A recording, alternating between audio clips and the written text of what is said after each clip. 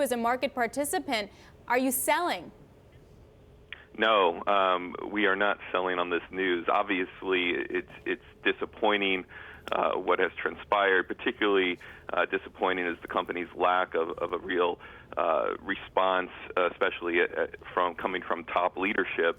I believe that this is more likely than not to pass over with time, as long as the company comes out with a forceful and proactive response.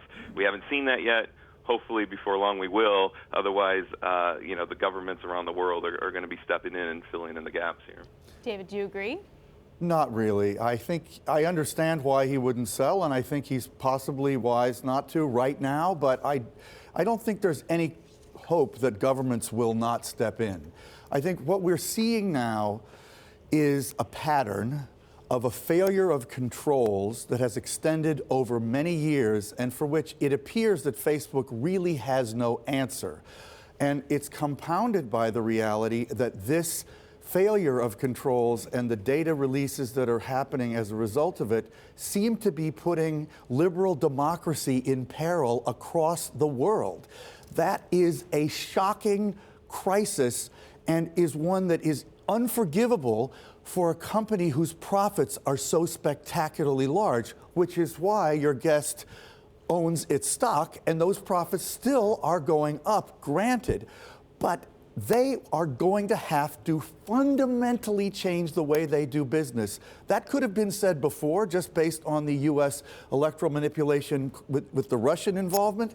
But I think now it is more apparent to more people that Facebook is truly broken. And I don't think the evidence is there that they know how to fix it. So Darren, let me ask you the direct question. As an investor, do you think they get it? Yeah. Do you think that they get the scope of the problem? Because forget the 2016 election. They had a big problem with the FTC all the way back in 2011 about guarding the privacy of data. They have a consent decree about trying to have systems in place to protect the privacy and protect the data. Do they really understand the magnitude of this problem? Boy, that's a tough question, because I think compared to a lot of other, they're obviously the biggest, but compared to a lot of other internet companies, social media networks out there, they have, maybe by force, but have come out several times to explain that they understand the scope of the problem. Obviously, Mark Zuckerberg's goal for 2018 was to fix what's wrong with Facebook. As David, your other guest, intimated, it's not an easy problem to solve. Their business model revolves around the fact that they've collected all this data on their user base. And I think users understand that there is an implied contract that, they get to use this free, incredible platform to communicate with their friends and family and businesses, organize their lives. It is an incredible platform, and it's free on the surface.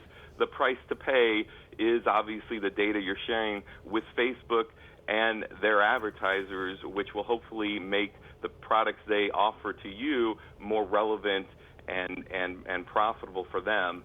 Now, the problem that Facebook is having is it hasn't been able to guarantee the security of that data, and that's something they do need to fix. I don't think it's an easy solution. I do think they understand the importance of the problem, but I think their silence to date speaks to the fact that it's a complicated issue. So, David, is that even more disturbing? If they do understand the magnitude of the problem and they inherently can't fix it, maybe it is baked into their business model. As Darren just said, most of us understand. We participate in Facebook. We'll get ads from people that we don't particularly want, things like that. I don't think we understood that our data might be used to elect a candidate that perhaps we didn't support for President of the United States. Here's what I would argue. The privacy problems are not baked into their business model, but they're baked into their level of profitability. And in fact, the reason they're having these problems is that they have focused on growth at all costs. They focused on, I think they got drunk on profitable growth, which no company has ever seen in a comparable way. They are the most profitable company of their size in the history of capitalism. And they think they're geniuses, and they also do care about privacy. Don't mistake that. They really do care, but they clearly haven't given it enough priority in the context of their extraordinary profits, which are beginning to seem shameful in light of the problems that their system is creating for society. already. And I think that's the explanation for the gravity of the crisis they're in today and the seriousness of the concerns that have arisen all over the world, is that everybody knows they are spectacularly profitable, and everybody also is now realizing they are threatening democracy. That is a toxic combination for their image. So clearly, you do not think the market is realizing the enormity of this Facebook scandal. But Darren, we have an IB question asking that. Do you think the market has fully realized the enormity of what's going on with Facebook? Well, I mean, the stock has lost a lot of value in the past week. We've had in our models, them having to increase the level of money they're spending on issues like security and privacy. It has been a focus of theirs in recent earnings calls, and I do think it is going to pressure margins going forward. But this is the company still trading at maybe, like 10 times EBITDA for 2019 on numbers which I think look fairly conservative. Again, assuming that this doesn't explode into something where people start deleting their account or really jeopardizing their business model. I think most of the downside is priced into the stock at this point, but there are some headwinds out there. There's no question about it. And if governments step in a big way and fundamentally change the way that Facebook delivers its business to advertisers, then perhaps there's more downside to come. And I just want to illustrate what both of you are talking about, sort of the fundamental reason of why you would own Facebook despite the headwinds. Come inside the Bloomberg here, and this looks at Facebook's revenue growth over time, over about 8 years. It's that white line, dwarfs any other stock, dwarfs nominal GDP in the U.S., dwarfs Apple, Amazon, Google, S&P, you name it, and that's the fundamental case. So, Darren, what would you need to see to scare you out of owning Facebook? I would have to see again something happening which makes me question their business, their fundamental business model. Because at our company, we love to invest in companies which have developed dominant platforms, and this, David was talking about just the incredible profit margins and growth around the company. It is unprecedented in many ways, and it's in large part due to the fact that they have this 2 billion user database of people around the world, not just in America, and so much information about these people to offer advertisers. That has to come into question. Right now, I think this is a bad storm that is going to blow over as long as they start approaching the problems more seriously and top leadership really making a difference here. And so it really comes down to whether their platform is coming into question in some meaningful way. I don't see that right now happening. David, is this Facebook, or does this spread to other social media? Twitter already has a problem with Israel, for example, very different kind of problem. They got a problem with Israel. We've got possible taxation in the EU across the board on tech companies. Is this going to spread to other social media companies? It is spreading to some degree, just because, guilt by association when by far the largest company is having such grave problems.